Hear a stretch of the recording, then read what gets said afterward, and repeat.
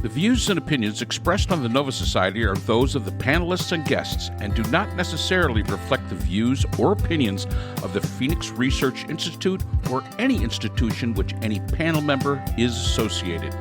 Reproduction or dissemination other than for the purpose of education or information without the express written permission of the Phoenix Research Institute or Nova Society Media is strictly prohibited.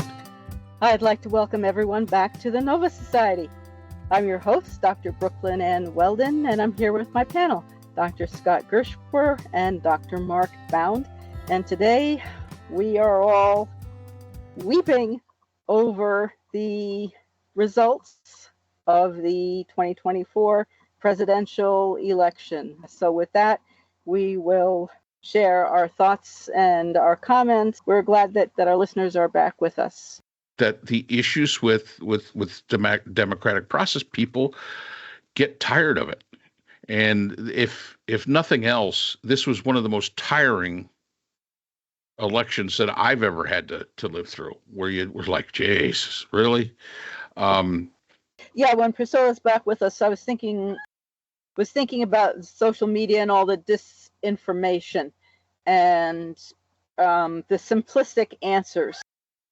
It's the immigrants, it's the Democrats, the enemy within, and all we have to do is believe in God and get rid of these people and get rid of those people and do this and do that, and everything will be great. And I don't know how that's going to bring prices down. I think that's what this election was largely about for a lot of people, because the economy is in really good shape, but not everybody is feeling it. So how are we going to make them feel it? Yeah, well, they don't, and for some reason have forgotten what life under Trump 1.0 was like, and have forgotten that the economy takes a long time to recover from something like the pandemic, and that the challenges are what's left of the Trump economy, not the Biden economy. And people simply don't understand. I was just thinking about the ignorance and the disinformation, and just how impossible it is to really, as you said before, Mark, the theory of stupidity. I keep thinking about that. And how when the Germans, who were educated and enlightened for the most part and sophisticated, and I was thinking, I was concerned. I don't know if either of you recall that we would wind up with Trump again. And I'm hoping that you were both right, and that he wasn't going to reappear, and that we wouldn't get stuck with him again. I just can't believe that.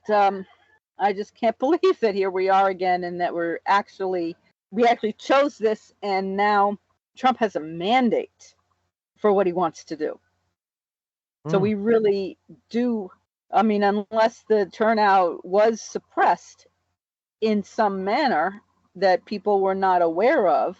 I did see on CNN that in Virginia, the Glenn Youngkin had won from the Supreme Court permission to disenroll or de-enroll 1,600 people from the voter rolls. And even though it was within 90 days or 60 days of the election, which ordinarily would not be permitted, the Supreme Court said, oh, sure, go right ahead.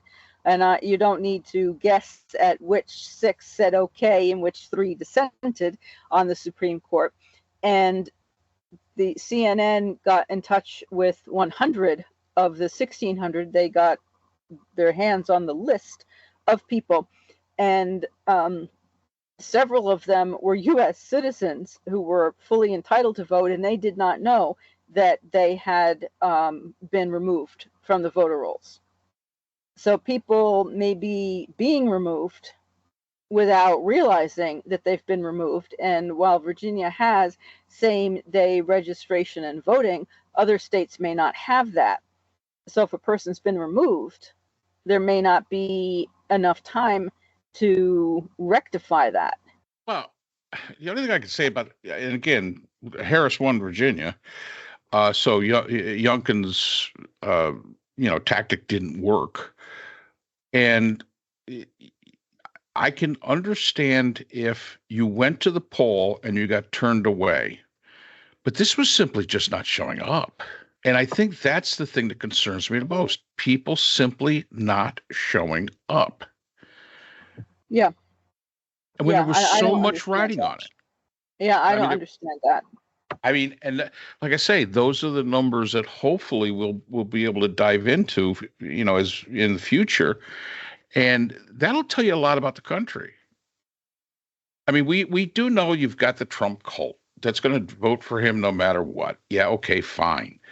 But it's that other group that I think about, and I say, geez, I don't know. I don't know. I can't answer why this was so hard to just show up. It's your right. And in many ways, it's your responsibility. And this is one of those things where we've got to look at this is a responsibility. As I say, I don't worry about Trump being elected the president for myself or my wife, or actually even my children, because they're all fine. It's my grandchildren, those grandchildren that concern me. I don't worry about the abortion issue for my daughters because they're past that age anyway. But I have granddaughters. I worry about it for them. I was saying that the people, I live in Trump country. I'm in the middle of Trump country. And, there's a lot of smugness going on in the neighborhood today. And my comment is yeah, okay, fine. Happy for you. I don't care. I'm not going to be storming the Capitol or anything else, challenge anything, except what the results are.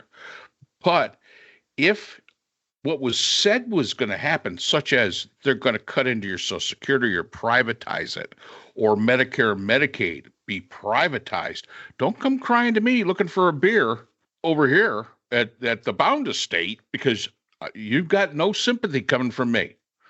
Don't be whining to me if the price of goods goes up because of the tariffs and you're on a fixed income and can't afford it. I'm sorry.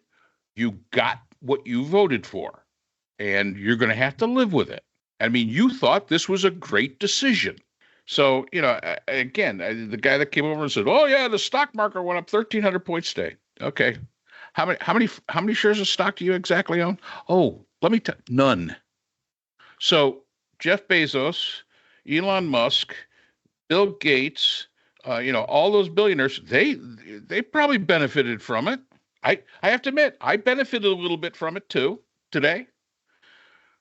But you didn't. But Fox News told you that it's good for you. And I think that that's going to be another thing for us to discuss a lot of how the right-wing media frames this going forward, especially if it goes badly. And I think that's going to be, again, there's so many interesting conversations. If Harris won, we'd be talking about certain things that she was doing. But now, good gosh, we got a plethora of stuff that we can beat up on. Or, no more fluoride. Huh? No more fluoride. No. And I wouldn't eat beef anymore if RFK Jr. gets in there and is in charge of the FDA. You probably, I don't know, there won't be any more vaccines. So we'll have smallpox back and polio and everything else because RFK thinks that that's all really bad. But let's see, does RFK get in there? Does Elon Musk get in there? The problem is that they've got the Senate, and the Senate is the one that confirms these cabinet positions. So if Elon Musk gets in there and he says, I'm going to start cutting all this stuff, and he even admitted it's going to be painful for a while. So it looks like white women came out strongly for Donald Trump. And here's the strangest thing. So we had framed this election largely in terms of abortion, right? And abortion was on the ballot in 10 states. It passed in 7 of the 10. right? So enshrining the right to have an abortion passed in Arizona, Colorado, Nevada, Montana, Maryland, New York, and Missouri. Missouri had the strictest abortion ban in the country, right? It prohibited abortion even in the case of rape and incest. And yet the voters in those states voted to keep abortion in those states. Florida came really close but failed. I don't know what the other two states are. Florida needed 60% according to their laws and got up to like 57, almost 58%. So it failed by a small percentage. So women in these states, right, protected themselves in their states, protected women's rights in their states, but voted overwhelmingly for the rest of the country to elect a president who has said that women who want to get an abortion need to be criminally punished, and has obviously appointed federal judges and justices on the lower courts that have made it very difficult for a lot of women to get reproductive health care in their states. There's a lot of sort of bizarre contradiction here where you might draw the conclusion that as long as they're okay in their states, they're fine with it, but they don't care overall. So that's all the time we have for today's episode. The Nova Society is a production of the Phoenix Research Institute. We'd like to thank our sponsors for this episode. BH Conflict Resolution Services, a full-service dispute resolution firm offering expert and cost-effective mediation services to couples, groups, and businesses. BHCRS can be reached at www.bhcrs.com. We'd also like to thank our podcast partners, Buzzsprout, who hosts the Nova Society, Audacity, our editing partners, and Podkite, who does all of our analytics. IHeart Radio, where people get their music and podcasts, Apple iTunes, the largest source for music and podcasts on the internet, Spotify, the most popular source for the Nova Society. The Nova Society is available on all of these and other quality platforms. We'd like to thank all of our listeners. Without you, the Nova Society would not be possible. If you have a comment, question, or would like to be a guest on the Nova Society, we can be reached at nova.society.podcast@gmail.com. Always remember, the power of society is knowledge. So for Dr. Scott Gershworth, Dr. Priscilla Hobbs, Dr. Brooklyn Ann Weldon, and all of us here at the Nova Society, I'm Dr. Mark Bound. Be well, and we hope to see you again next time.